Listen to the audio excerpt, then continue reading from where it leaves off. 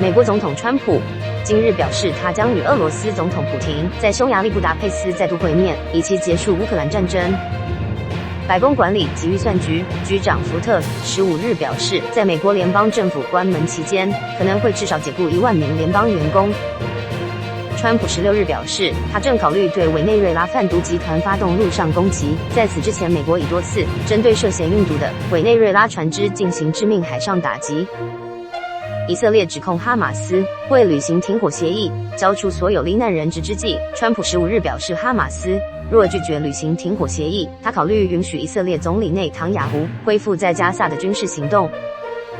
柬埔寨警方表示，预计17日遣返59名与诈骗园区相关的韩国公民。首尔已派遣联合工作小组前往柬埔寨首都金边，处理韩国公民遭诱骗、绑架和拘禁等安全问题。